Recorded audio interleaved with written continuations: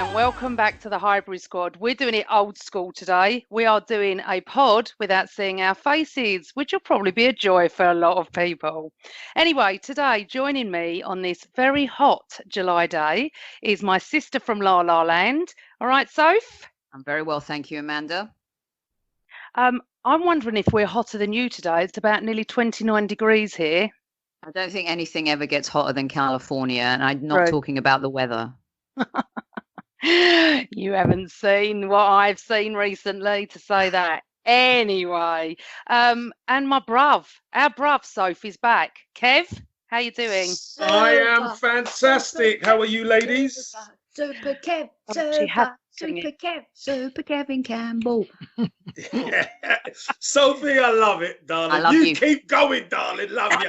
What, Kev? If I started singing, you wouldn't love it. You know that, don't No, you? I definitely wouldn't. Listen, I'll battle you. Sophie gets away with so much, doesn't she? I know. It's so unfair how much I get picked on, honestly. And you wouldn't believe that I'm older than you. And you by the way, your elders. Amanda, by the way, PG, you get picked on. Oh, I know, right? Like anyway, moving on. Can you believe that? I'm the host today, so you have to be controlled by me. Yeah, very true. Okay, very true. Okay, so joining us today, who I'm so excited, I'm honestly really excited, one of my favourite guests, and we've had some brilliant guests on, is one of the funniest men in podcasting, I have to say, is my new friend. Well, hopefully by the end of the show he still will be. Is Mr. Ian Stone. Hello, Ian. Hello, everyone. Nice to see you. Thank you. I know oh, bless you. It's nice to get a round of applause. But round of applause, mate. I'd quite like a song, actually. But I was going to say, I'm sorry, I don't have a song for you. But I was going to be really, really like over friendly and call you Stoney because I listen to Tuesday. I couldn't. Maybe at the end. You can call me Stoney. It's absolutely fine. I don't mind at all. I feel like I'm Ellen Davis. I've come all over funny, honestly. What, you mean you're not going to let me get a word in? Is that what you mean? No, but I have to be honest. You weren't on this week, and Teo said something so funny that when I was walking, I laughed out in the park when he went, well, yeah, we didn't really play Spurs because if there's no fans in the ground and it's in July, it doesn't. And people look at me when I'm listening to the Tuesday Club podcast, honestly. Anyway, I could talk about that all day, but we're not going to. Okay. So thank you so much for joining us. We're not as professional as Alan. Speak for yourself. Ian and what does that actually mean, by the way? Nothing these days, Ian. I mean, we're just chatting, right? Aren't we? Exactly. That's what we do, and we divert into loads of different things. But so thank you for joining the Hybrid Squad. I'm not sure if you've listened to us before, but Kevin picks on me, Sophie picks on me, and I just walk off crying. That's exactly what happens. Oh, it sounds lovely. You sound like Nicholas Anelka right now. I'm getting picked on. I mean, come on. Isn't he doing isn't Nicholas Anelka? There's going to be some sort of Netflix special about him. Yes, that came out today. Yes, wonder what that's about. Yeah. Can't wait to see it. I can't wait to see the Tottenham Amazon one. That's just going to be flipping hilarious. I'm sorry. That on a season like that, it's just brilliant. So, Ian, thanks for joining us. What we're going to do, we're going to chat everything Arsenal, of course, and then we're going to talk to you about your new book that you've got out. Right. So I don't know when, listeners, was the last pod we did because we've done different ones over the last few months. But I know for a fact we have not spoken about Spurs or Liverpool. We do have to speak about Spurs. I know none of us want to, and I was absolutely devastated. And does anyone else find it really bizarre? You get really excited for a game. You sit down. I have to have crowd noise on because I can't have silence. And then it's like a training match, and it's not real. Fans make football. Don't you agree, so? I do. I feel like it's a little bit though, like I'm not sure, like going to a dysfunctional family event or something where sometimes we used to go visit my grandma and everyone would be sitting in a room and it'd just be dead silence, you know, and then the next minute you feed Greeks and you give them some, you know, booze and stuff, and it's kind of crazy and raucous and everything. And so I'm torn between the noise and not the noise because it's so fabricated. Like here with the MLS tournament they're doing now, it's so fabricated. It actually gave me a headache. the other day with the LA Galaxy game. I had to switch it off. So I think we're just trying to get through this a little bit like a family event. Look, we're going to go, we're going to say hello, and then we're going to leave. You know what I mean? You know what was funny about the Tottenham match? Of all the matches I've watched, nothing was funny about the Tottenham. Funny. I know, absolutely nothing. But what was strange for me was I actually turned the crowd noise off because they only played Tottenham songs. Now, when you listen to other teams we've played, they play a bit of Arsenal and a bit of the other team, a bit of Arsenal, a bit of the other team. Tottenham, it was all just Tottenham. And after 10 minutes, I said to my other half, I cannot listen to the Tottenham song anymore. We're going to go silent. It is so typical them, isn't it, to do something like that. We lasted 7 minutes before I said to my son, I said, I can't have this. This is awful. I can't have this in the house. It's disgusting. So we turned it off. Although there was still the sound of Martin Tyler talking about hairdressing with Alan Smith. It was one of the terrible. weirdest. What the hell? And do you know, by the way, he reiterated it on Wednesday. He went again. He did Alan Smith's accent as well. And I'm just imagining the producer in his ear going, "Leave it, Martin. Get off. Just talk about something else. Would you stop it?" I thought, can I turn off the commentary as well as the set the crowd noise? It's awful. But did you see what Ian? But he said Martin said to Alan about the sandwich or the hairdressing thing again, and Ian and Alan went, "It's not funny the first time," and it just sort of died a sort of death. And I was like, "Oh, Alan, that's funny." Been there as well. Been there. But when you do a joke that doesn't really work, what you do is you go, "Oh, look, the thing is, I need to explain it to you. Maybe you didn't understand it." I don't usually wait 4 days. I've got to be honest with you. I mean, I just imagine Martin Tyler on the Sunday evening and the Monday going, "I don't think he got it. I'll try it again, but in his accent." That might work well. It's just we're sitting there. My son says to me, "Is he drunk again? What is going?" I said he's had a drink because you would not. I mean, he must have seen some of social media between those 3 days because we slaughtered him everywhere. I mean, I thought I was going mad. I was sitting there going, "Why is he talking about sandwiches?" I didn't really think much of it. I wasn't on Twitter at the time, and I was like, "What is he going on about?" And then I realised it was like it became viral, this thing. But anyway, that was the only funniest thing about the Tottenham game. That's it.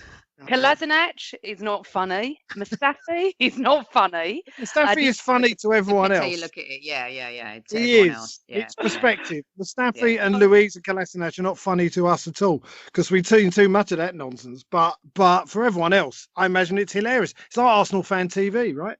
Yeah. Similar vibe. It's the sort of thing where you just sit there and you go like, Lacazette scores a screamer. We go mental, right? Like screaming a place down.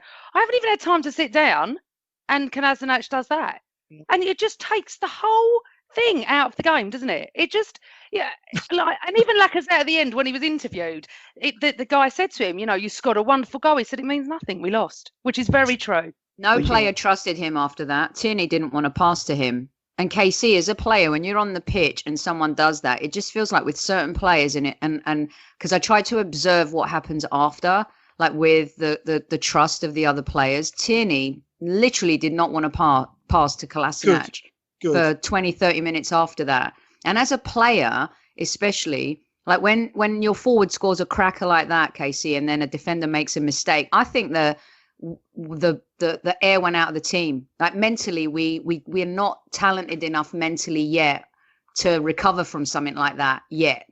And that's the problem. We can't recover in those moments. We've lost 21 points from leading positions this season. That is really shocking. And the team just lost it after that. And that's one of the biggest things that we have to work on, and trusting each other. It's really tough to watch.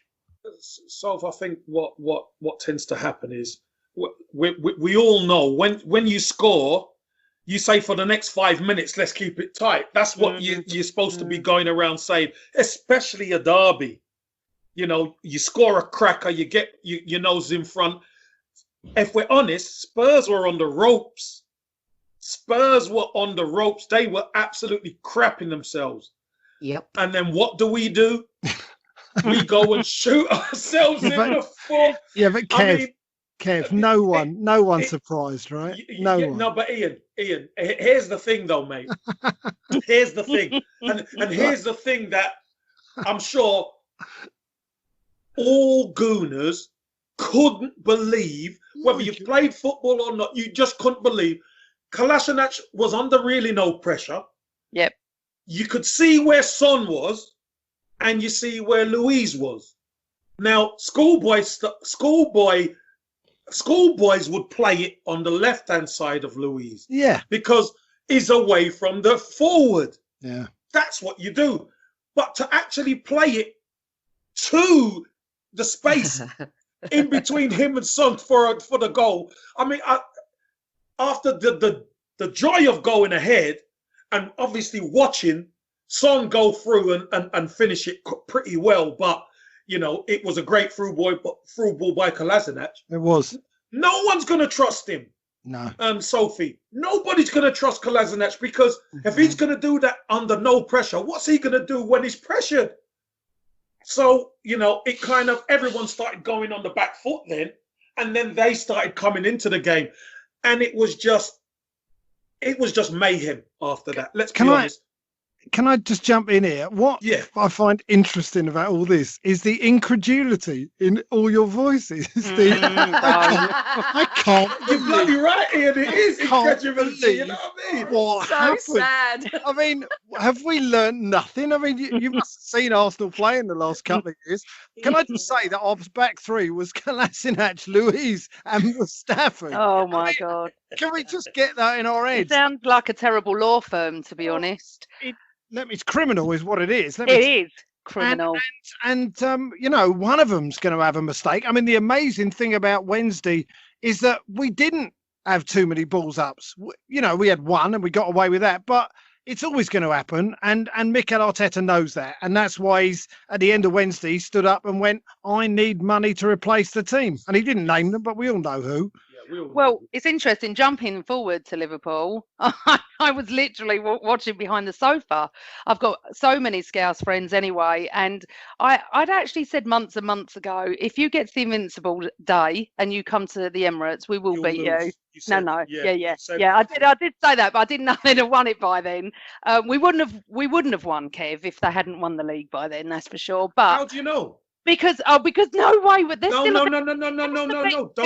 Don't ever reckon that this Liverpool team have got the flip flops on when they're going for the points. Trust me. Yeah, but they don't care about that. They've won the league for the first time in 30 years. They cared. It does matter. Cared. They wanted to win that game big time. But They turned into Mustafi, right? Which was the funniest thing I've seen. You've got Alisson doing that. I mean, we've all watched them over the months, haven't we? Oh, Kev, no way would they have played like that if they hadn't won the league. I'm sorry. They made mistakes. I'm so tired of hearing they're on the beach and stuff, because 2 days prior it was they're going for the record, they're going for this, they're going for, and every single time they tried to reach a milestone, everyone's raved about them. Said that. Remember, they probably don't care. They've won the league. They do care, Amanda. They care about being the best team ever. They do. They bloody care. Yeah, but you know what? I mean, okay, I take that point that they do care, but they've lost 5 games since the restart, haven't they? Something mad, isn't it? 5 games in the last 13. I mean, they've eased off a bit, haven't they? I mean, I'm not saying they're not trying, but Kev, you must know this. Surely that extra couple of percent when you're going for it. Ian. I like to go on, Kev. Tell me. Tell me how many. Ian, let me enlighten you. Go on. This Liverpool team over the last 2 seasons have been on a tear that like we've never seen before. They lost the league by 1 point the previous season. Then they go virtually the whole season unbeaten this season. It's gonna hit the buffers at some stage. It is going to. That's just the way football works. It's not on the beach, is what you're saying. They're not on the beach. It's definitely not on the beach. And I don't know if Liverpool would be more upset about that, or Arsenal should be, because to think that this Liverpool team is going to be on the bench with a manager like Klopp, no chance. If they're on the beach, they wouldn't create so many chances. And we would have had more ball. Trust me, they wanted to beat us out of sight. The fact of the matter is, what shocked everybody was how Arsenal defended. Yeah, it was pretty good, wasn't it? I mean, it was actually like we could actually defend. And Louise was in the team. There you go. Yeah, And but who was playing at the back? But he was in a back three, wasn't he? I mean, Kev? he was in a back 10, to be perfectly honest, in the last 15 minutes. But there was a point because we spoke to James Gunnerblog, and he was in the stadium, and we had a corner about 2 minutes from the end. And I'm saying to my son, I think we should put one up, right? Everyone else should just be on the halfway line. And we're just trying to work out it'd be best. But at one point, David Luiz starts trotting forward, and Martin goes, "Where the hell are you going, David? He's What are yelling you at him. doing?" He's telling him to get back. And I like that in the goalkeeper. I like that he was telling him what to do. David doesn't really have a clue about that sort of stuff. But you know what? He did. He defended all right the other day. And fair play to him. Yeah, no, we are absolutely bipolar, honestly, in Ridiculous. defending. You can never call it. You know, when we started playing against Spurs, I'm never confident. I hate the match. I just feel sick the whole time leading up to it as well. And as we were playing, I thought, we've got Spurs here. We've just got to take some chances. Now, my dad's favourite saying is, if you don't take chances, you don't win games. And if I didn't see that 18 times on my WhatsApp during the first half, and I kept thinking, okay, you know, we've got this. We've got this. Arteta's not stupid. The players want this. Tottenham, as everyone keeps telling me, have been shit, and everything else. And then we didn't have it, and then we gave it to them. We did give it to them. I don't care what anyone says. What was the difference? What was the difference in the Liverpool game? Well, you know what, babe? Sometimes when you've been so humiliated, you're like the wounded lion. You come out, you've got a point to prove. Arsenal wanted to beat Liverpool. I'm sorry, Kev, much more than Liverpool wanted to beat Arsenal. No, but he removed some of the wounded, didn't he? And he replaced them with proper lions. He's playing every 3 days. He's now got to think about City. We're recording this the day before City, but this is going out after City, so we don't know the result, but we're going to discuss it. You know, I am more worried than playing City than I was worrying about playing Liverpool, because I'd watched them over the last couple of weeks and they really weren't at it. And I kept saying to my friend, we got a chance getting a draw here. You know, I was happy with a draw if we would have got it. But anyway, right, so we did defend, we did beat them, we beat the champions, and it's fantastic. It's beautiful. It was when did you properly commit, by the way? Because up to about 75 minutes, I thought, you know, I'd probably even take a narrow defeat here, to be honest with you. And then we got to about 75, 80 minutes. I thought, oh, maybe a draw's on, maybe a draw. Yeah. And then 87 minutes, I'm thinking, come on, I think we could actually win. And it was hysterical. So at 88 minutes, I'm getting more and more angry because the clock's going slow. Yeah. I went out the room into the kitchen, and I said to my other half, I'm not coming back in until the final whistle. I've had enough. My nerves were shot to pieces because I kept going, I'll take a draw here. Yeah, I was doing exactly the same thing. Not a loss, but we could get a draw. I was like plutzing. I was like, yeah. No, I can't cope. Keep looking at the clock. And I'm like, how are we beating Liverpool? We couldn't even beat Spurs, and it's like mental. And I came back in and I went, oh my God, we won. Honestly, Ian, the whole game, I never even thought we had a chance to draw in. Amanda, you know, George, KC, my cousin George, he couldn't. He goes, I can't take another defeat like Tottenham, then Liverpool. So he kept WhatsApping me, is it over? Is it over? Is it over? I go, why don't you just watch the bloody game instead of asking me every 30 seconds if it's over? He goes, I can't do it anymore. But I just want to say one thing, and I you know, it was one of those games, a little bit like when you go out and you see someone who's a little bit hotter than you, and you're like, I might give that a try. I mean, you know, when you know that maybe they're out of your league a little bit. I don't know what it was about that game, but from the very beginning, I really fancied us to win that. And you did, didn't you? Yeah. I put it out there as well, stupidly at the time, and I was like, I'm going to get ripped for this. You know, especially if we end up losing like 6-1. But there was something about it, Ian, that I thought, you know what? Really? I thought Arteta's got to show here that he can coach up from losing to Tottenham the way we did. He's got to make adjustments. And I really, yes. Yeah. And that's why I wanted to see, I think more than anything, I was hoping that he would do that.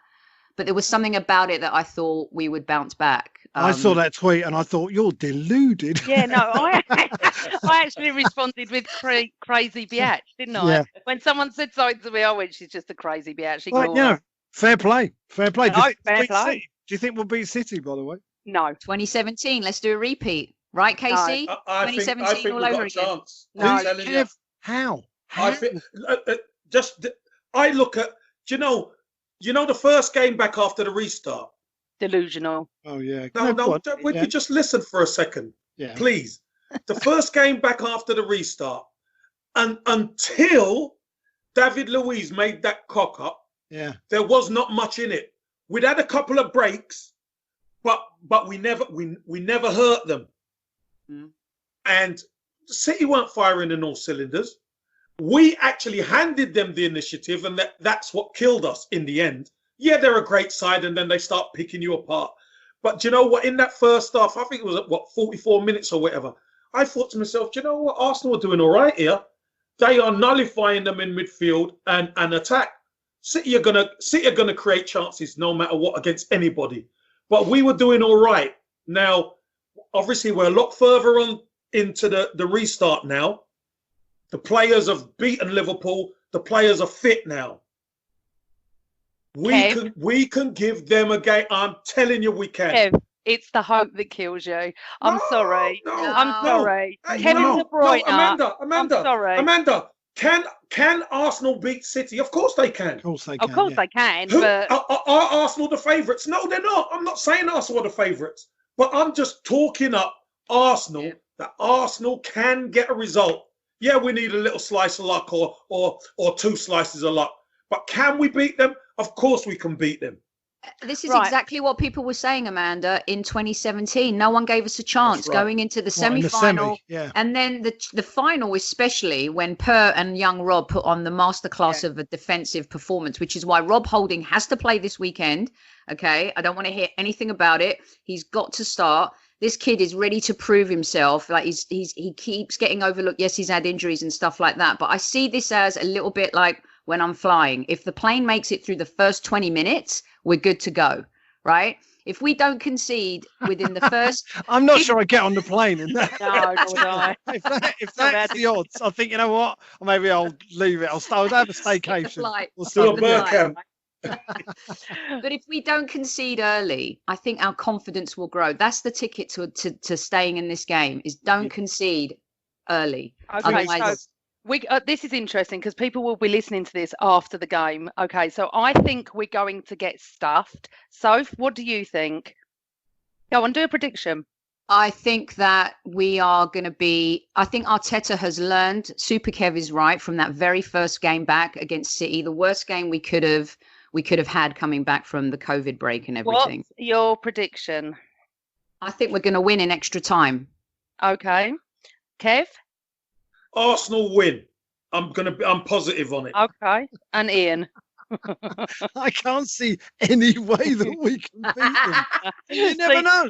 No, I love your optimism. I genuinely do. I do. They're delusional, but there we go. No, I love them. And if we win, right, I will do a video saying how wonderful you are, Kev and Soph, okay? Because I'm not doing any more prediction videos. They're finished. The last one I did, we just got stuffed at Tottenham or wherever it was, so that's it. But let's hope me and Ian are totally wrong, that when you listen to this, you can laugh at us. That would be lovely, wouldn't it, Ian? I think we're going to see again another growth period in Arteta as a young coach of this team. He's the pennies dropped this week. And after that loss to Tottenham, as an ex-Arsenal player, that burned. That really burned. I think too inconsistent. I think that's that tweet I put. But he's only got what he has to work with, right? So now he gets it a little bit more. You know, I love Arteta. I love Arteta, but it's not his fault. Listen, guys. If we get beat, we get beat. Listen, we've lost to them a couple of times already this season. So if we get beat, listen. There's nothing, you can expect that. But I just think in a one-off game, this Arsenal team can beat City. And also, Kev, I don't know how hot it is in Manchester, but down here in London at the moment, tomorrow's going to be like this. So actually, it's an evening game, but it does all depend who plays better in the heat. Because lot are not used to playing mid-July. You know, all their Spanish players won't be able to handle the heat at all, will they? Really. Revel in it, won't they? Yeah, revel. Foreigners from Belgium. That's why to. They've never had a hot day in Belgium, have they? Never. No, Hilarious. never. It's known as being cold, Belgium. They're going to get their little water breaks and orange slices, so they'll be just fine. Sick of that. And you, by the way. I'm just. Oh, I hate it. We don't need it when it was about 14 degrees and raining. They will need it tomorrow because it is going to be really, really hot. But No, it reminds me of coaching here in AYSO, Casey. Sophie, just quickly. I think Arteta needs the bloody water breaks to speak to the guys. I'll be honest with you. Yeah, I really think it's helped him as a coaching point to the team. Yeah. So sorry, I just wanted to make that point. No, that's I mean, like American football though, like with this stop-start nonsense and 18 minutes of extra time at 90 minutes. It's like it does my head in. And the thing is, at the moment, weird, though, isn't it? Everything is weird. The fact there's no crowd is just. But Ian, you look forward to it, as I said. Like you get really up for it, like it's an away game, and I'm not going. And then you sit down, and it's like a training match. It's hard. weird. It's hard to get into the atmosphere of it because there is no atmosphere, and I find that difficult. Although, as you said, the crowd noise thing. When they had Man City the other week, Man City have got a sarcastic cheer button. Have you noticed that? Yeah. And I'm quite impressed with a sarcastic cheer button, right? When a free kick went their way and it was the first one in a while, it was, hey, yeah, finally, ref. And I loved it. That's brilliant. Except Tottenham, if any Tottenham fans, friends of mine are listening to this, have a word. You can't just play your songs the whole way through your match because it's not only your match, it's someone else's playing as well. Anyway, I'm just having a little rant about that. Yeah. So let's move on to the fact that what have we got left? A couple of matches after the semi? I've lost track. But hold on a second. With the semi, right? Mm-hmm. With the semi, if we do beat City, and look, why wouldn't we bank on ourselves? We're the best FA Cup team in history. Oh. There's no denying that. We're actually we're first at something. So I'm going to ride that train, right? So if we do beat City and this Pep team that's going for another they count trophies nowadays where, like all of a sudden City are up for 3 trophies or whatever. But I just think it would be one of our best with or without fans. If we beat this City team after having the worst season since Ian and Amanda, you've witnessed as fans since the late 70s or whatever. Yeah, this would be one of this would be the best win in a long time, a signature win for Arteta to do this would be huge, you guys. We know, Soph, but anyway, I can't see it. I'm just all riled up. I'm getting all riled up. Already. You are, and then listeners are not going to hear this till Monday, so it could. I could be being laughed at, which as we said would take. But the FA Cup final's on my birthday weekend, which has never happened in my life of being born. I'll be 51, and we're playing the cup final the day later. It's bizarre, and the fact that I live 40 minutes from Wembley, and I've never missed a final since 1980 was the one I missed, and then the first one I went to was 87. So I know it sounds funny and this is going to not go down well, but I'll be pissed off if we get there because I can't go. And it's so bizarre that they're going to play a final at Wembley. Why can't they just play it at a neutral little crowd? Get used to it because fans aren't going to go back anytime soon. Well, I don't know. Someone just said that Boris is talking about October getting a few fans in, but we'll have to wait and see. Ian, have you been to every final? Have you been to every FA Cup final, mate? No, I missed a couple I missed Southampton and Man United. Southampton won when we won 1-0 and Pires scored. And I missed the Man United when we just mugged them and then got them on penalties. But I've been to every other one since 78, including European ones and the League Cup when we lost. So did you go to 79, Ian? Yeah, I went to 79, yeah. Wow. 78 was my first one. 79 was you had to get tokens in the program. I don't know if you remember this. Yep. You had to collect the tokens, and I lost one of my tokens, so I didn't get my ticket. So I had to queue round the Arsenal Stadium, round Highbury, for about 14 hours, and I got in about 9:30 at night, having got a cup final ticket, and I went, I've got a cup final ticket, and my mum went, Margaret Thatcher's been elected Prime Minister. Ruined the day for me. To be honest with you, that was that day. But I've been to most of them, and I've seen some good ones and a lot of shit ones. Oh my God! Well, you started losing then in 78 to Ipswich. I went to 78. Yeah, that was the first 1-0. Yeah. Then But, Man United, the one that was awful was the West Ham week, I and was then going to say. and then go to Trevor Brussels Brooking. 4 days later. Brooking. Oh God. Was bad. But you know, Well, I've seen them win. Well, I'm a bit younger than you, so I was only 10 then. So my first ever live final, I watched 79 with my cousins. My dad was there, and then he went out with the team that night, which was amazing. And nowadays, thinking about something like that would be just incredible. But No, my what to first, say to them? What would you oh, say to them? well, my dad was sort of friendly with Brian Talbot, so Oh, that's I different. don't know. My mum absolutely hates football. She comes from a massive family in Tottenham, as you know, and all my family are Tottenham. And every wedding or bar mitzvah or anything we've ever been to, that side, we're the only Arsenal people there. And Good. oh yeah, it's brilliant. My dad's always shouting out something. It's quite embarrassing. I like it. It sounds like an away wedding. I like the idea of this. No shirts, no shirts, lad. No shirts. We was at my cousin's bar mitzvah when Arsenal played Man United. Do you remember when David Platt scored and he rose like a salmon to header it in? And Great header. and we had like you didn't have phones like these phones now. We had radios on, or my dad did under the something. We all had like something going on under the table, and they did a speech and David Platt scores and we all bang the table because we can't go yes or anything, we just all go oh like this, right? And everyone looks at us, but they just know. Ian, Could have been worse. Could have been a funeral, couldn't it? Yeah. They're doing eulogy and you're going, yes, get it. I've been at a church wedding with That would be with an epic. interview. I've had a radio on in a church wedding once when I don't know what match it was, and I actually, well, it's got to be about 15, 20 years ago.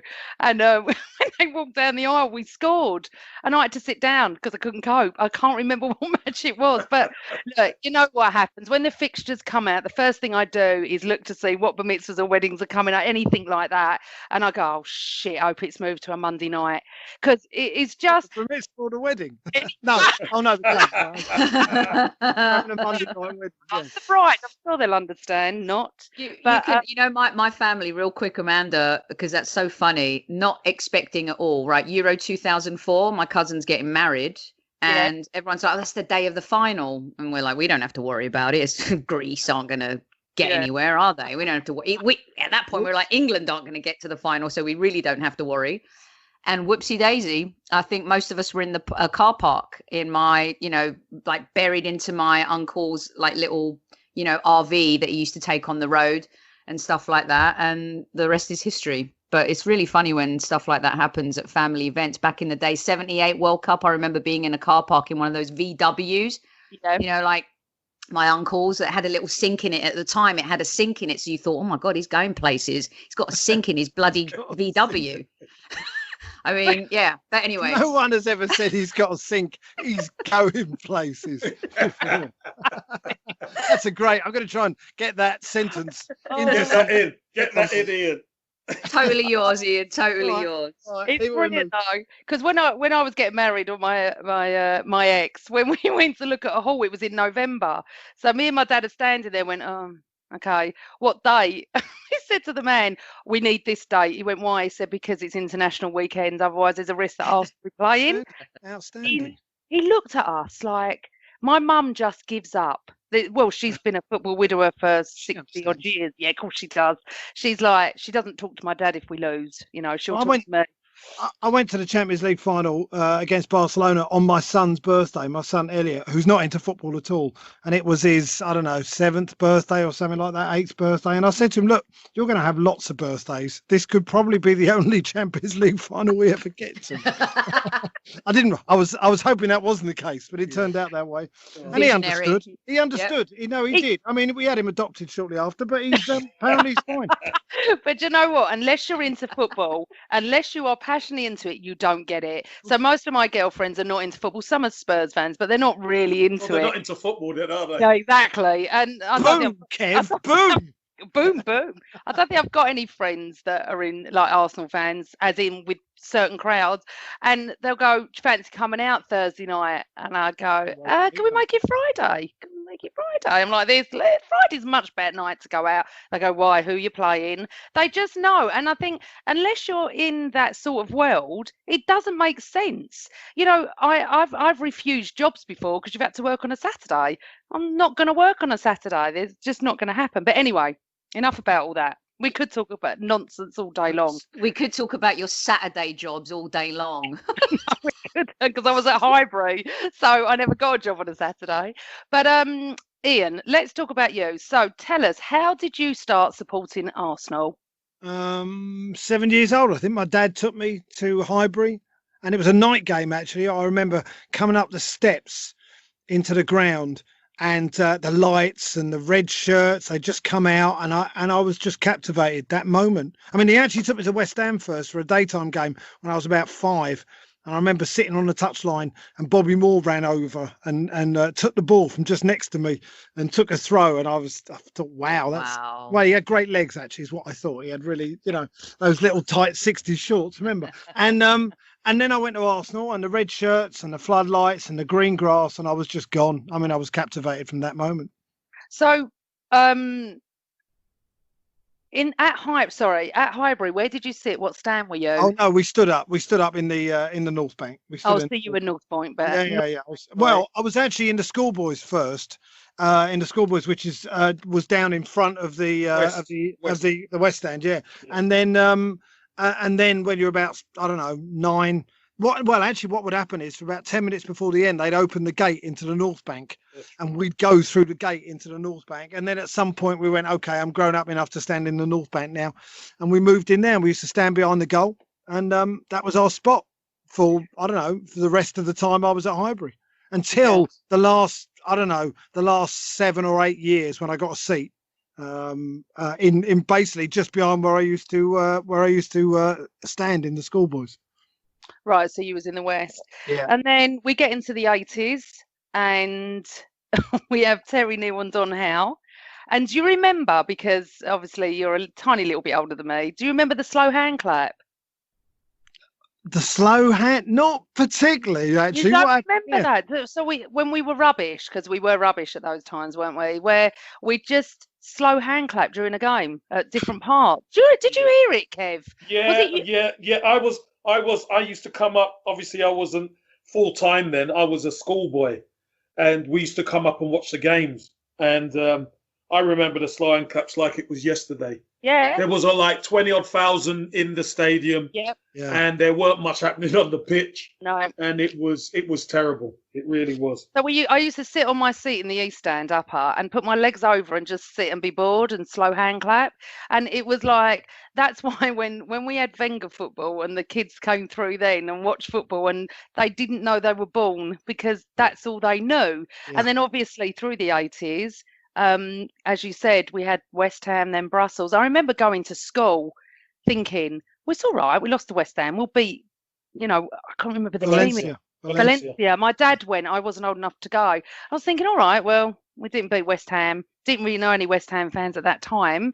Thought we would easily beat Valencia, and then ended up crying at school. And then, by the way, after Valencia, we had 2 games away at Wolves and Middlesbrough, and we got beat 5-0 in the last game, and I can't remember which one, and we didn't qualify for the UEFA Cup because of that. It was just like the worst end to the season. I went to 62 games that year, home and away. I mean, I was really into it at that point. Yeah, I loved it. I absolutely loved it. I mean, we had Liam Brady playing for us, so I was happy to watch him anywhere. First real hero. Yeah, and mine. Yeah, he was, and my dad's as well. But and then underrated Amanda, when you look at some of the great players. Can we ask Ian? I want to ask Ian, what did he think when the club? The club what? You cut out, Ian. Kev. When the club sold Liam Brady, what did he think? I mean, I was gutted. I know you were talking about the book that I've written, and there were 2 moments of massive disappointment in my life. One was Paul Weller splitting up the Jam, and the other one was Liam Brady leaving Arsenal. I was completely gutted because I loved watching that left foot of his. And my son, who's quite a keen footballer, my youngest, he's left-footed. And he did a pass when he was about 6 or 7, and it was just the same shape as Liam Brady used to do, and it instantly transported me back. Yeah. It's nothing like a cultured left foot like that. True. because it's an unusual shape. You know, I can't do that on a pitch. I can't do it with my right foot either, to be perfectly honest. And I just, I love watching Brady play. I mean, I really did. Brady. Yeah. Chitty. Yeah. You know, and you know, you think back and you think how lucky you were to have him, but obviously then when like we start to go mid-80s and George Graham walks, what did you think when George Graham got appointed? Do you know what? I didn't know a huge amount about him. He done well at Millwall, right? And I thought, all right, I know a lot more now, speaking to Lee Dixon every week and talking to some of the boys who are in that team and Kev.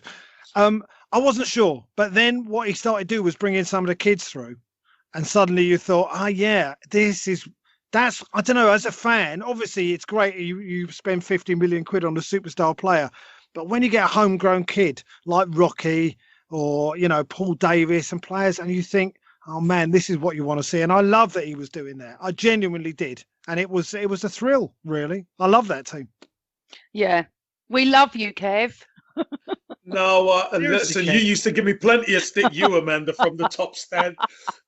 No, but Ian, what I want to ask you, Ian, is for me, what were your thoughts, you know, when in that first season where obviously we get to a final, the League Cup final, don't we?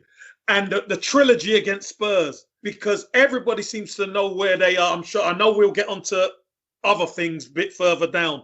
But that trilogy against Tottenham. Yeah. Did you go to all of the games? I didn't. Do you know what? I didn't. I went to the home leg and we got beaten the home leg. 1-0, yeah. Got beat 1-0. And then we somehow managed to get a result in the second leg. And then they do the draw, don't they? They toss the coin on the pitch. And the Arsenal fans love it. No, I watched it on the TV, actually. I watched that game on the telly. And we got battered for most of it, didn't we? I mean, we genuinely got battered. And we nicked it at the end. And I think there's an argument to say I've never actually been happier watching a football game than when Ian Allinson somehow and then Rocky scores that winning goal. And I was watching it wherever. I think I was at home and I was jumping about just like everybody else. I mean, I just we've beaten Tottenham when we got to the final, and then we beat Liverpool when Ian Rush scores. I thought, how beautiful is that? That was. Yeah, I went to the final. That was a very good day out. That was a moment, I think. I mean, I spoke to somebody who supported Spurs who said that was the moment when we got better than Tottenham.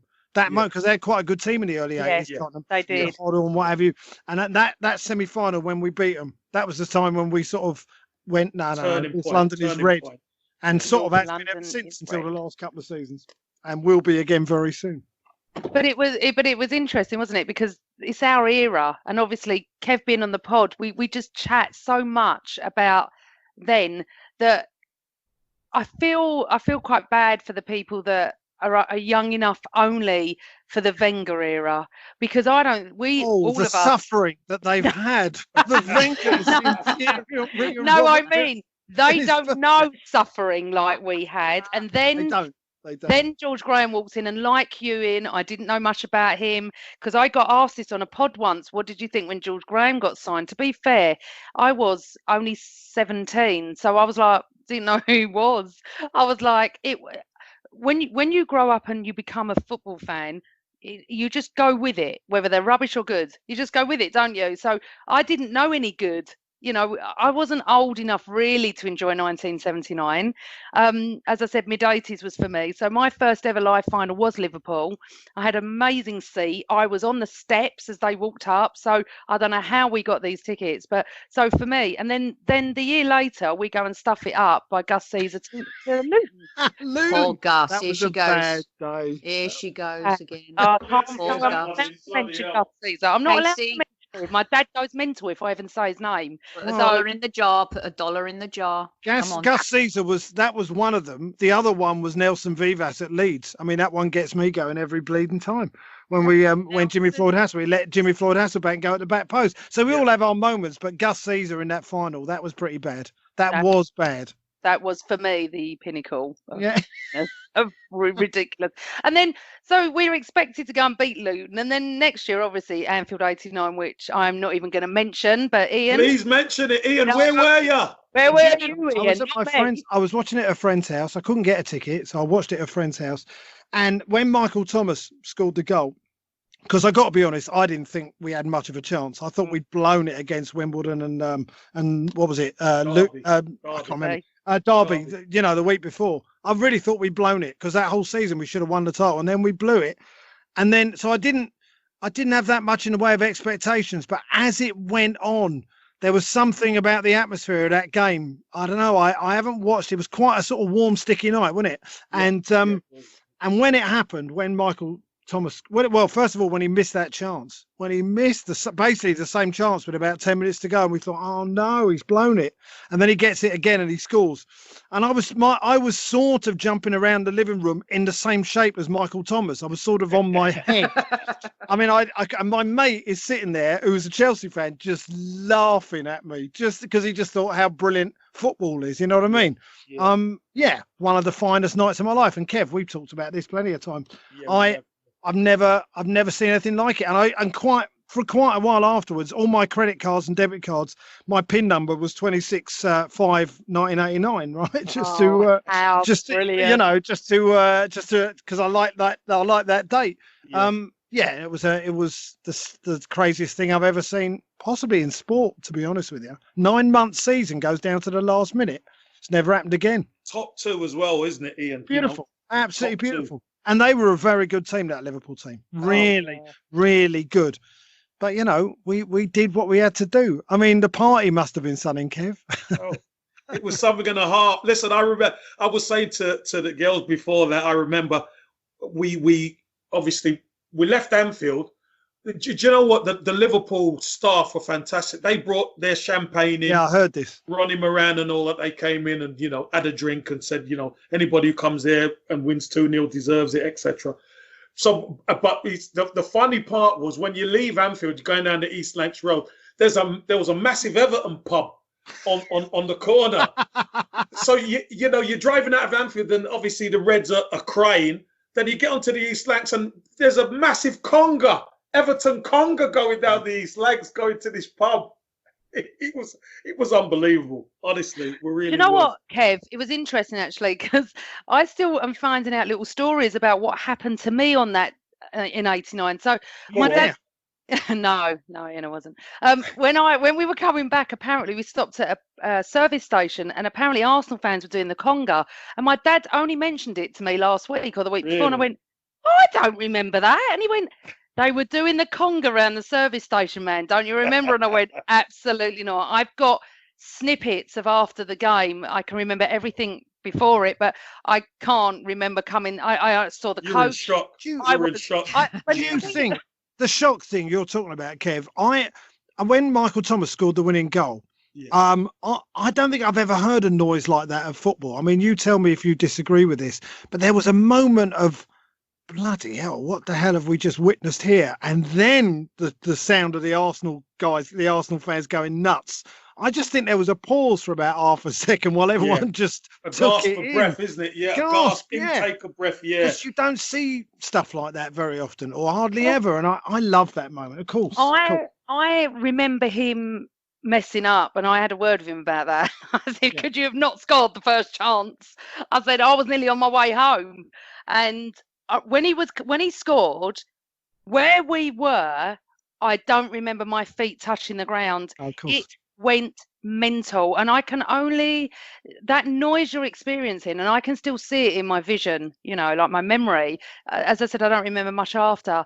Little things happened, and I just remember every single Arsenal fan going ballistic, like to the point. And then what you do, Ian, you know, and this is obviously the Jewish in me, I then went, calm down, there's still 5 minutes to go, because we don't know how long there is to go. So I'm just trying to calm everyone down. This is Arsenal. I'd have been going, mind me glasses, will you? I was like, I've got these £200, these designer. Get away from me. My dad is obsessed with a stopwatch, so we would always know exactly to the second how long we had left, like when the referee would do 90 plus 4 minutes or whatever. And I remember going to everyone, they're going, calm down. I said, no, just calm down. I said, I can't cope. I was shaking. Like, it is the most memorable moment. And obviously everyone knows my stories, but it was that noise. that noise, I walked out in shock. We were in shock. I remember the Everton policewoman. I remember those sort of things. It was just the Evertonian. It was just mental. And you know what? Thank God we all support Arsenal and not that lot. Because my Spurs friends are so bloody miserable. Honestly, the fact that we became Wenger, the Invincibles, the doubles, Sol Campbell came to us. I couldn't be a Spurs fan. I mean, if Tony Adams ever went to Tottenham, I would. But you say that because you're an Arsenal fan, so Yeah. it's you can't really say that. And you know what's really interesting is that moment of '89. To me, when you look at it's in the top 5 greatest sporting moments in history in England. You got Virginia Wade winning Wimbledon. You've got England winning the '66 World Cup, right, Ian? Yeah. Maybe Andy Murray eventually. I mean, is he one of ours? I don't know. He's Scottish, really, isn't he? Come on. Yes, that was nice. In. That was a great. It was a great moment. It was a great moment, and that's and maybe the Olympics 2012. I thought that was a phenomenal time for our country. I just recorded there's a Imagine program on BBC about the 2012 opening ceremony. Wow. I love because I met Danny Boyle. I saw him at a train station and I just ran up to him. I says, that Olympic opening ceremony, mate, that was one of the best things I've ever seen. And I love the zombie movies as well. Yeah, because he's inspired by his 28 days later. 28 days later, I think it is. Yeah, I mean, he's a great filmmaker. The whole thing was a spectacle. It was amazing. And '89, when you think about it, I think because it's Arsenal and became a dartboard and a laughing stock in some ways, which really upsets me, is that was monumental. You know, it would be like, it's a little bit like Fabio Capello's Milan team that beat Barcelona. You know, there's just moments in football where it's no one gives you a chance. And the fact that happened and we did that, I think it's definitely top 3 sporting moments ever. Can I just say though, in terms of Arsenal, and Kev, you'll I don't know what you think of this. 91, when we'd won the title. Yeah, and we spanked Liverpool. What was it? 3-0. Man U. Sorry, 3-1. We spanked 3-1. Yeah. And we're all at Highbury. Can we swear on this podcast? Cool. Yeah. Yes. When we're all singing, you can stick your fucking 2 points up your ass for the entire game. That to me felt more Arsenal. You know. Yeah. What we did at Anfield was a sort of magical moment. And when you go, this is why we love sport, right? For that particular thing, no matter who you support, but 1991 was for us. That was a purely selfish, this is for us. And I'm sure the players felt it as well. I mean, it was fun. It was fun just putting 2 fingers up to absolutely everyone else. If I'm honest, I sort of preferred that. Yeah. I mean, we've kind of done it 2 or 3 times now, really, haven't we? Like with the two fingers. If you look at what other team in the league has ever gone and won the title at 3 rival away, right? Yeah, Anfield, Old Trafford, and White Hart Lane. You're absolutely Who's done that? No. And that is why I said, lucky we're Arsenal fans and not Tottenham fans, because we've won the league there more than they have. So we have this over the. I love that. I love that stat. Every time I hear that, I think we have. It's great. We it's great. absolutely have. And absolutely you know, my world is full of Tottenham fans, and it's hilarious. They are so bitter and nasty about it. It's fantastic. It's like, you live on memories. I said, well, at least I was alive before. You know, we have memories. We actually have memories. You won the league, exactly. You weren't even alive when you last won the league. But I always said, like, when I get married, my walking down the aisle song is the classic. We won the league at Shite Hart Lane. It's happening. There's no doubt about it. So, I can't wait. You will be there. Kev's going to be an usher, and I'm going to be the maid of honour, and we're going to be singing it down the aisle, aren't we, Kev? No, I'm not no usher. No, he's not no usher. He's like, you know, he's right there with all the best men. How about that? Ian, I'd like to ask you a quick question because you guys brought up a really good point. Amanda brought up the question of who knew George Graham, but the juxtaposition to that, right, is we had that in succession. Who is George Graham? No one really knew much about him. Of course, he was at Millwall and he had done well, but then Arsene Wenger, and really there was that, who the hell is he, right? Yeah. Nobody know, everyone thought that we'd made a mistake hiring him. No one even knew who he was. So it's interesting that you guys were talking about the George Graham moment, because I felt similarly Wenger was very much like that, wasn't he? I mean, I was pleased. Listen, I didn't know who he was, but you know what? He seemed. I like the professor thing. I like the fact he seemed like a thoughtful guy. I mean, I didn't think. I wasn't thinking, oh wow, this is amazing. You know, it's a guy. He's been where? Japan, Grampus 8. Is it? Who are they? So I didn't have a lot of expectation, but. You know, it didn't take long, did it? Let's be fair. I mean, the first season we played some absolutely lovely football. The first time Patrick Vieira turned up on the pitch against Sheffield Wednesday, and we went, hello, this is something different, isn't it? And it was very quickly that we realised, actually, this guy might be a genius. So it didn't take long. That was the point. And you know, we're all going to give a manager 6 months a year. Well, we won the double the second year he was there, didn't we? And that was, you think, okay, this guy seems to know what he's doing. But there's a slight difference, Soph, that when Wenger came in, we'd already had winning trophy mentality with Graham. When Graham came in, there was no foundation. There was nothing there. Different. So That's a fair point. That's a fair point. Yeah. So our expectations when Wenger came were a little bit higher. We wanted to carry on what George had done. So basically, we all wanted Johan Cruyff. That was what was being touted around. Arsene Wenger who? I'm sorry, if anyone says they knew that he was going to be what he was going to be, I would dispute that. But it was just a slightly, you can't compare it because we'd already started winning. We'd won 89 before Wenger got there, you know, and after George was there. So it's just slightly different. But so we've chatted all about the old stuff, and we will have you back on Ian again to talk even more about the old. But we want to talk to you about your new book. So To Be Someone. Yes. I just want to tell you a funny little story and then we'll talk. So yesterday I was on my Facebook and a solicitor friend of mine was talking about your book. Now, how weird is this? He said, is anyone reading To Be Someone by Ian Stone? It's absolutely brilliant. I'm loving it. Great. And he went to my old school. So was you at JFS? Is that what? I was at Jewish Free School. Yes, I was. So, and I talk about being at that school in I the said book. to him, have you got any questions? Because really weirdly, I'm interviewing him tomorrow. I just can't believe someone's even mentioned this. And he said, just tell him it is a brilliant book and I'm loving it. And he was at my school, but I think he's a bit older than you or younger than you. I can't remember, but he's loving it. So one of those. He's one of those two things. He's older or younger, but he's a Chelsea season ticket holder. But he's loving the book anyway. Well, that's very nice. That's very nice. Really enjoying it. So tell us all about it.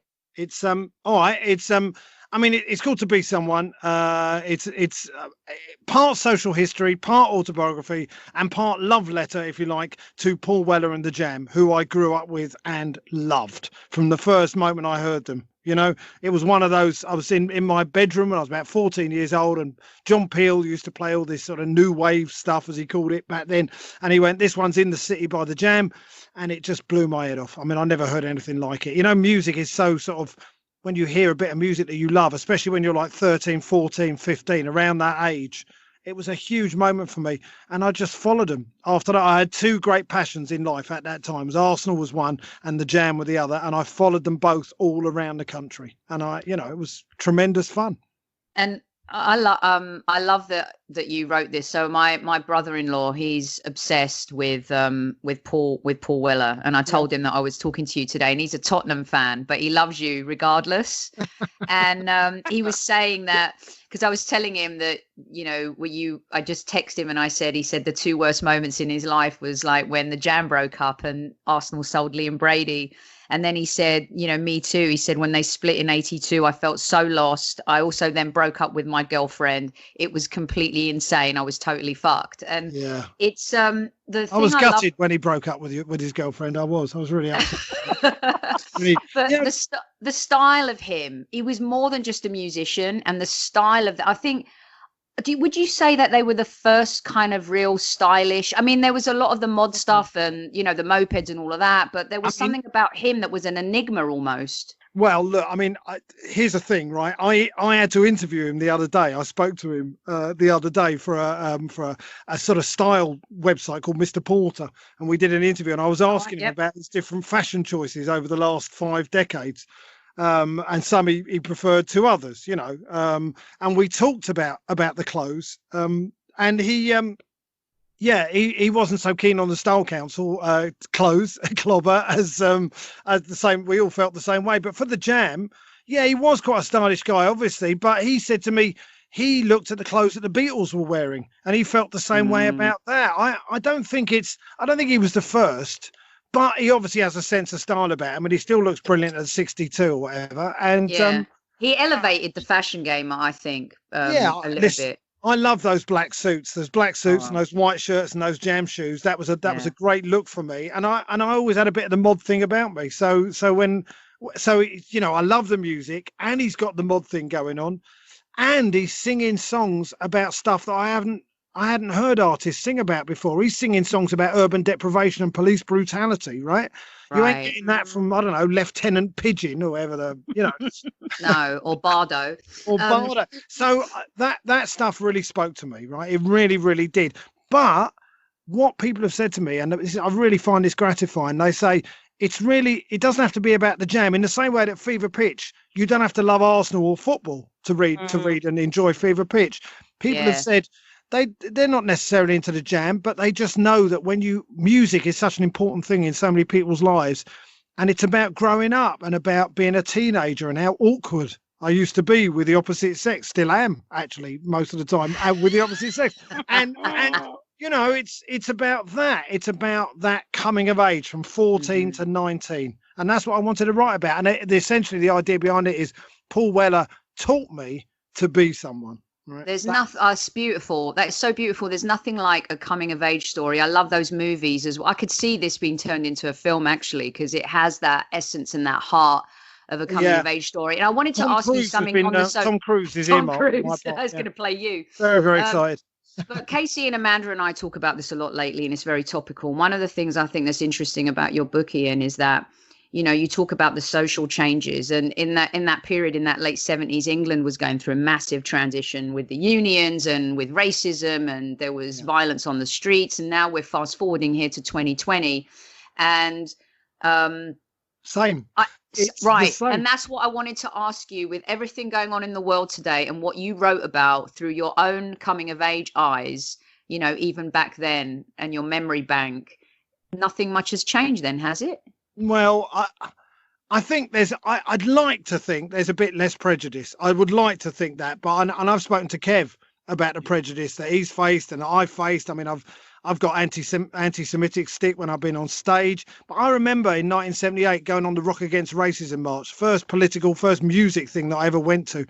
And there's people doing Nazi salutes as we're going past the East End. And I'm thinking, hang on a minute, 40 years ago, my grandfather was having to put up with Oswald Mosley going through the streets in the East End in the 30s.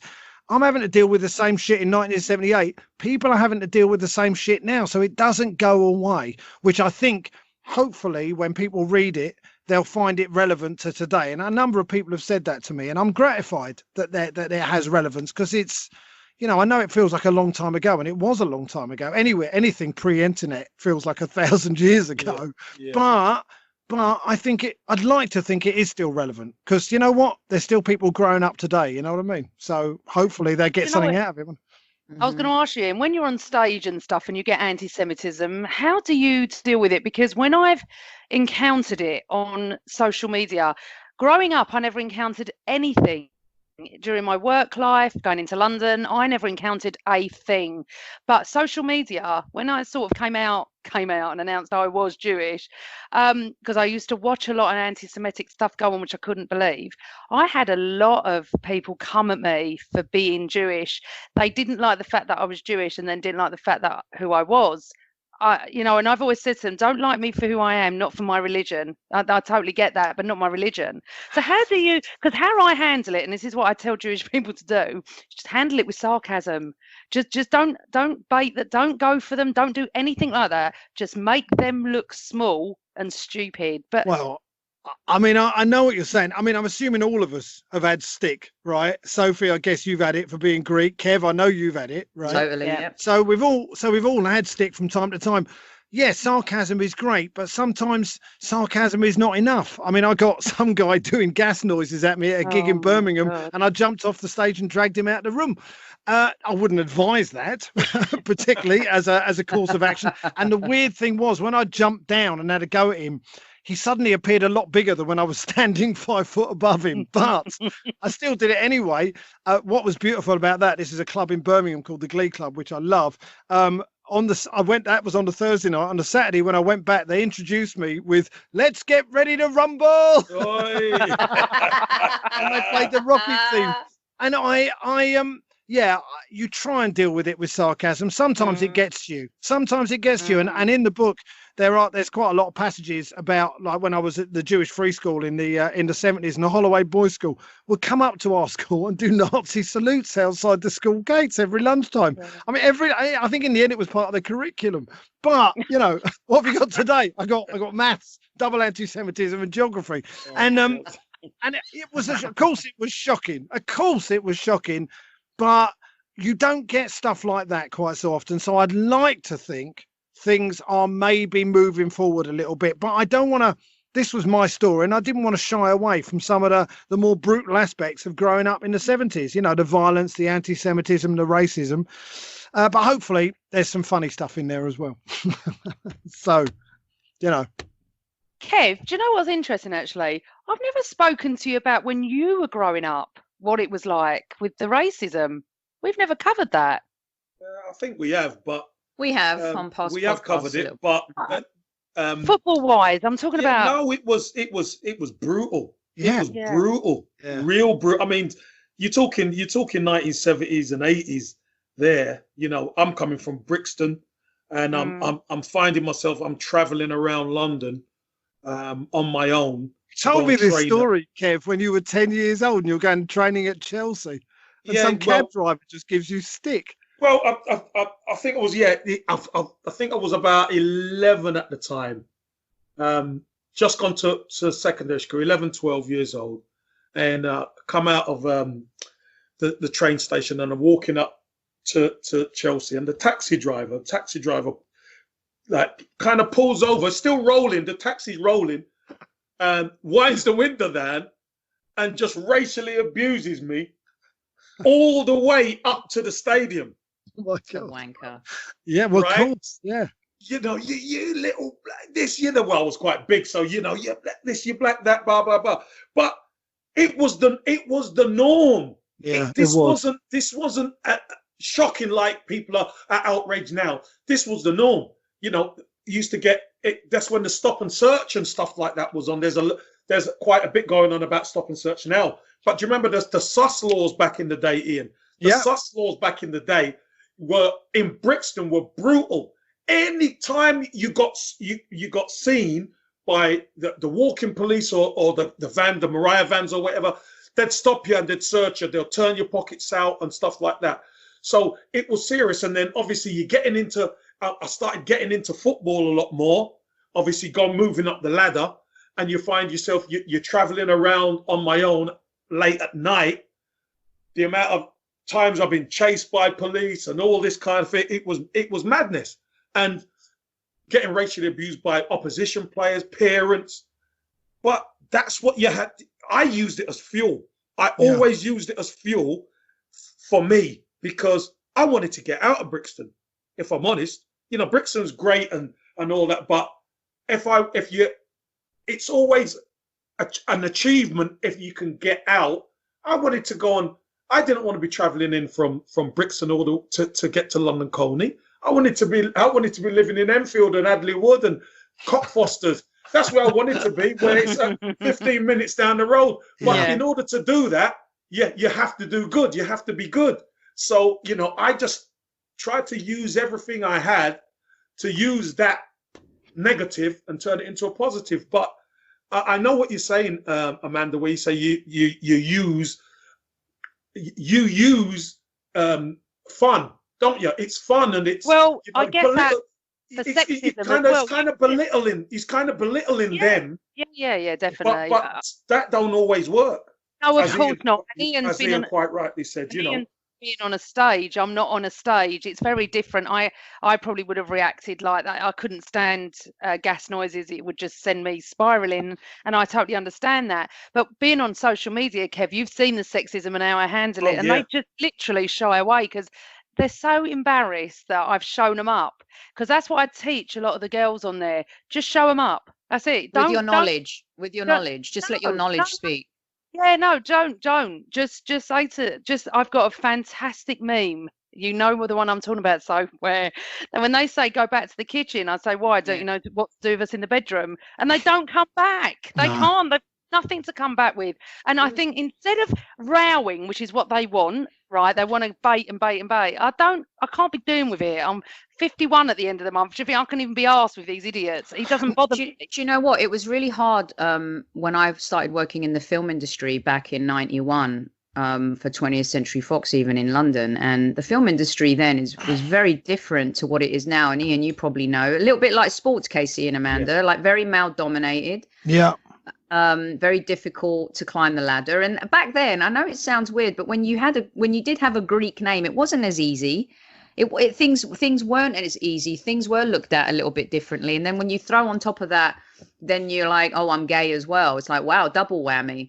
So I think we all have our journeys and our experiences of what kind of sexism, well, hopefully, stereotyping. Yeah. Hopefully, if people read the book, they can connect with it in the way that, I've suffered. I haven't been abused for being Jewish, say, but I've been abused for being Greek, and I've been abused for being gay. And I just think hopefully people can relate to that sort of stuff, really, because we've all had to put up with stuff. We have suffered. I mean, the Jews have suffered the worst, I have to say, but that's, that was a joke, by the way. As you know, it's only me and you are laughing. I was just waiting.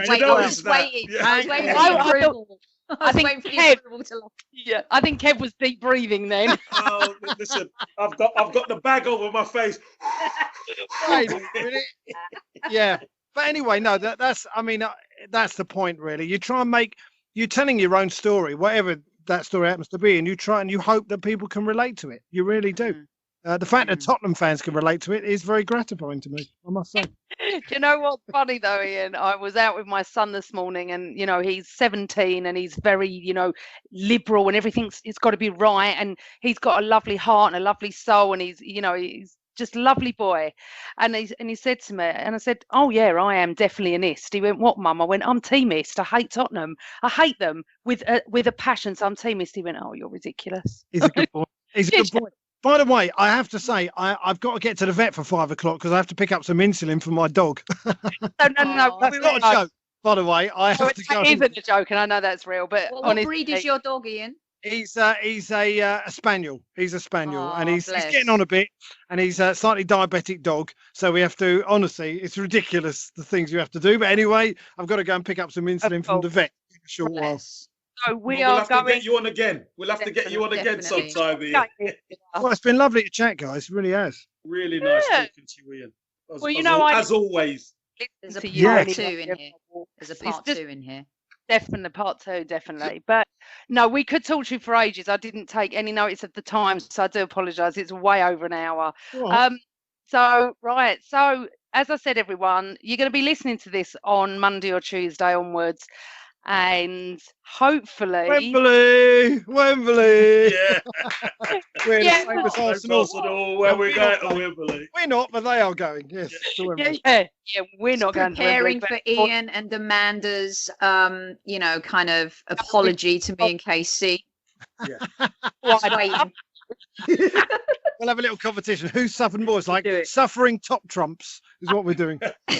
Ian, tell everyone where they can find you. I know a lot of Arsenal fans know where they can find you, but tell them where they can find the book and stuff like that before you take the baby to the docks. Book is available on Amazon and Waterstones and Foils and hopefully in bookshops as well. It's out there. To Be Someone is published by Unbound, and I'm very proud of it. As far as I'm concerned, I have been in this house for 4 months and I'm losing my shit, if I'm totally honest with you. But at some point, hopefully, stand-up comedy will start again and I can be out and about, which would be very nice because my family want to kill me. Yes, I think all families feel the same. If Oh, I'm no, honest. they're not living with comedians. But anyway, yes, I understand the point you're making. So hopefully that will start again. But yes, to be someone is just, go on the internet and it's out there. Fantastic. Well, we wish you all the luck with that. And we all really want to thank you so much for coming on the Hybrid Squad and chatting to us and having a laugh. And in Top these very shelf. strange times, it's so strange, but it's so strange that me and you could be doing a video on Monday apologising to Sophie and Kev that they were right and we Can't were wait for it. absolutely wrong. I'd be very happy to do that as well. Yeah, so would I. All right. Ian, thank you Lovely, so Ian. much. Thank you, mate. All the best, guys. See you soon. Cheers, Ian. See you. Take care, Thanks, mate. Bye now. Ta-ra. Bye-bye. Bye. Oh, that was just fantastic. And I He was hope you a great guy. all enjoy. See you Ian, guys. and I've got to run. Bye, Ian. See you, mate. He's a great guy. Great guy. Top shelf geezer. we're so pleased that he joined us on the Hybrid Squad. And as I said, I will do a video if you're listening to this and we do manage to scrape by City and end up in the final that none of us can No, go we don't to. want no videos of you, Amanda. No Because videos. you're a jinx. We you don't said, need them. so Apologies. we don't need it. You're a jinx, you said, so we don't need it. The she wore a yellow ribbon or I'll sing Wembley, whatever you want me to do. But I doubt very much. Kevin, you're cracking me up. No, you know what I mean? Listen, you can't have it both ways. So, I do you know what, am a jinx. Amanda? You keep your singing till we get to the final. Okay. Yeah. Yeah. When we beat Okay. Chelsea. Remember, this is going out after, and people will be like, going, "Oh, Kev, no, we were terrible." You never know. I'm trying to be positive. Hey, if we lose, we lose. But do you know No. what? I want us to win so bad. It's in. As God, we could you start- imagine? Who's the other semi-final? Man United, Chelsea, innit? Chelsea There's the United, problem. yeah. United are like on fire, aren't they? They are absolutely on fire. It would be funny, wouldn't it, after I'm saying this, that it's a Chelsea-Arsenal final? It will be a Chelsea Arsenal final. It's going to be a repeat of 2017. I think it's going to be City United, which will be interesting if we don't get there. United have beaten City, what, Yeah. 2 or 3 times this season, haven't they? So that's it. This is an old style pod from us. You can't see us, which is probably better today on a day of all days like this because It is. I got my hair up. I look hot. Not hot. You've done your walk. I've got Well- my curly hair out. Oh, this walk thing, this daily journal, by the way. But people on Twitter won't know that because I only post occasionally, but Facebookers will. Oh, Yes. No, it's I've very, done. very proud of you. Very Thank proud of you. Listen, I went up the hill today and I was actually singing a little bit of the fears, didn't talk after, then got to the top and I wasn't out of breath for the first time ever. Not that anyone's interested, but I was so Good. proud of Oh, myself. fantastic, Amanda. Yeah. You keep it up, darling. You Yeah. keep it up. You're doing a brilliant job. But the news is that I may be going back to work very soon, so I'll have to That's go good, very though. early morning. Yep, no, that is good. So we divert. Right, guys, thank you so much. I've loved it. Ian was just awesome. I knew he would be because he's just too funny. And it was lovely talking about the old times as well. So, Kev, Soph, keep well. Until the next time we meet, always Arsenal.